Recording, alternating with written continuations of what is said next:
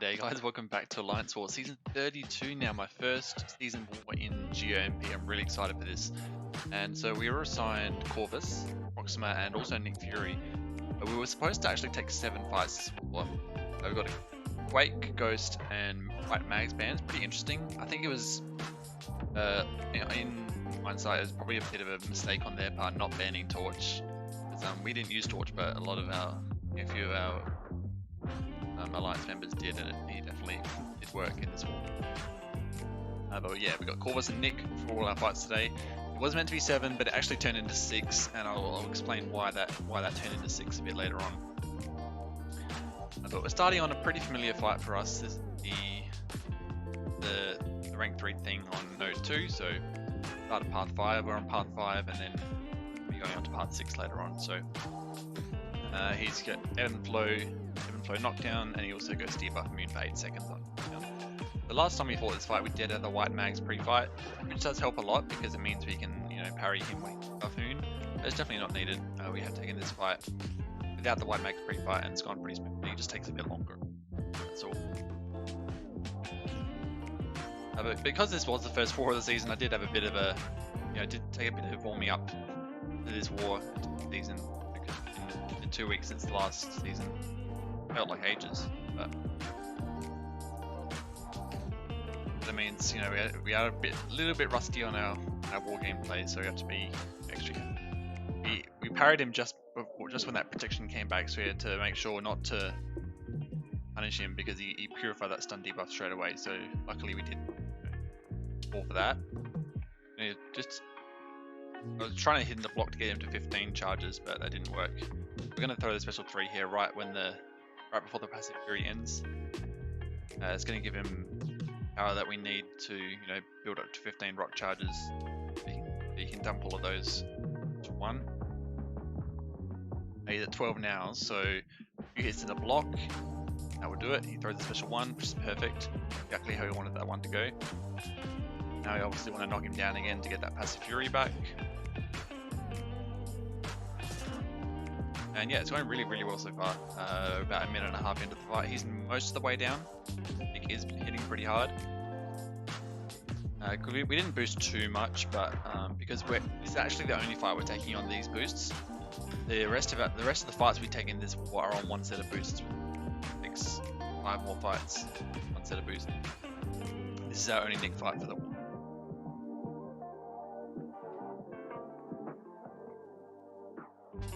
The thing was behaving a bit strangely at this point. He wasn't, being as loose with specials,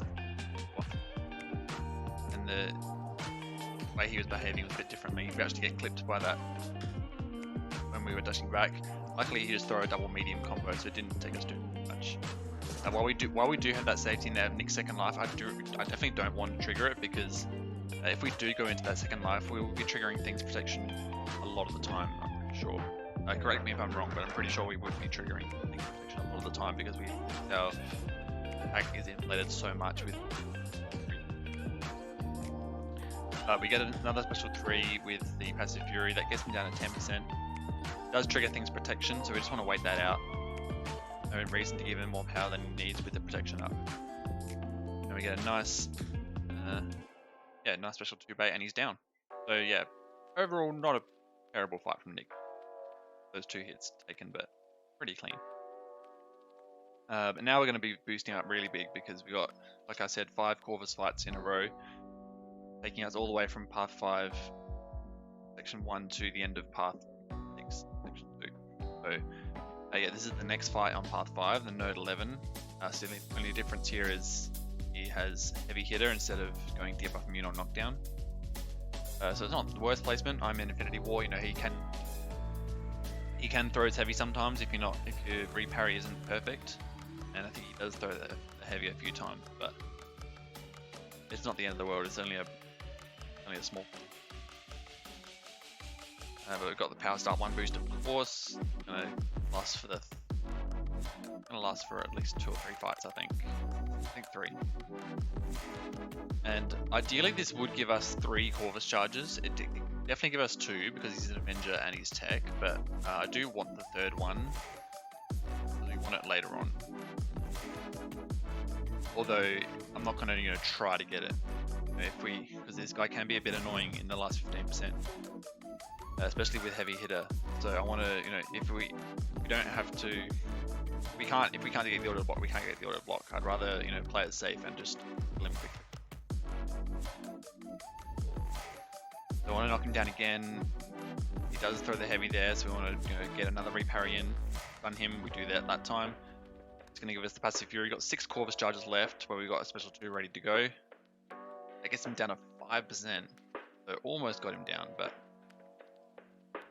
pushes us back to a special 3. I could have, maybe put points in recoil. That would have helped for this war, I think, but I actually didn't that way. Might do that next time, given how close that special 2 was to taking him down. And now we've got a node 25 Domino. So you watched one of my wars last season. You would have seen we took this fight with Corvus and it didn't go very well at all. And that's because I was playing this fight as if I was using Warlock, which is a lot of parrying and mainly parrying instead of sidestepping. So we want to sidestep a lot more with Corvus and intercept, because it means transference won't trigger as much. We get a very nice sidestep there. Miss it there, but she throws a heavy attack luckily. I do want her to trigger the evade. She didn't there, unfortunately. And the reason I wanted to trigger the evade is because we were actually assigned a node 55 Spider-Gwen mini boss, which is the brute force mini. And I want that evade charge, the true strike, because that fight's much more difficult if you don't have true strike. So unfortunately we didn't get her to evade there. I could have tried a bit harder to get her to evade. But Domino fights can get a bit sketchy sometimes. So like the Iron Man fight, I did want to get it over as soon as possible. But unfortunately we didn't get the true strike charge. We just got the 3, which means so I could have gone into that Spider-Gwen mini boss with Nick Fury, but I wasn't super confident. And then we're also talking about maybe taking him, taking her with Corvus without the true strike, and trying to knock her down with a special 1 or something.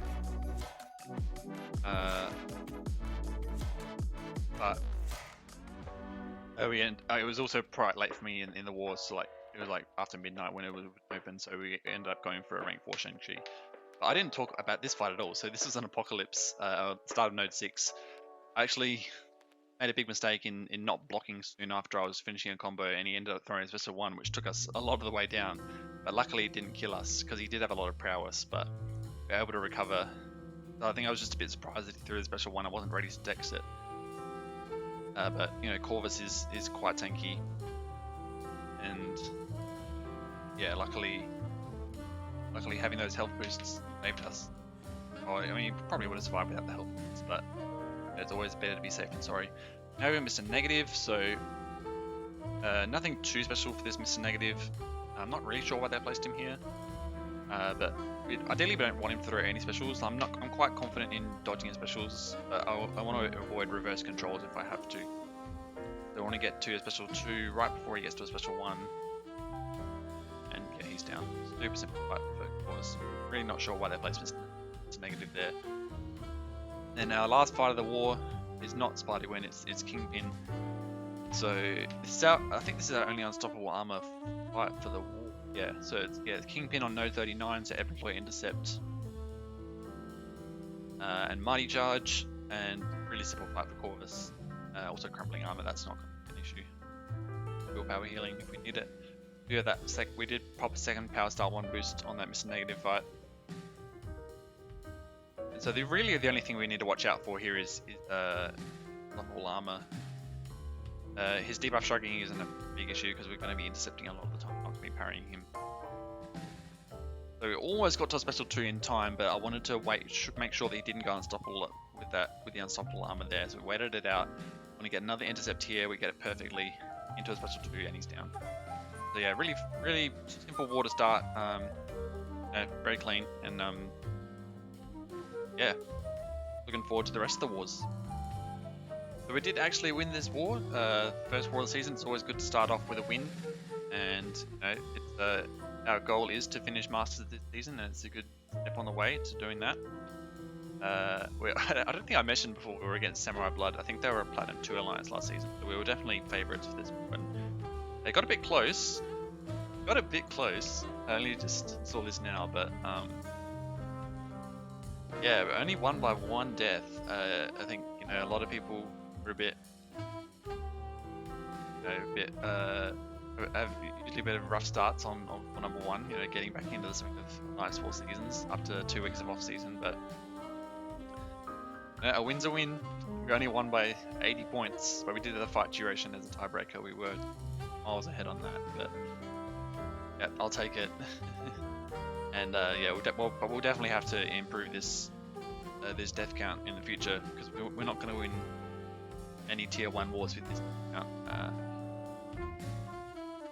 But yeah, hope you guys enjoyed this war, and let me know how you guys started the season. If you got a win, got a loss, not doing Alliance War, that's fine either. I know a lot of people are pretty sick of this game mode, but I'm actually pretty happy with this new defense tactic. I think there are a lot of champions that are quite really annoying with it, which we may fight later in the season. But I think it's a nice change from high ground, and I'm looking forward to fighting it more in the season.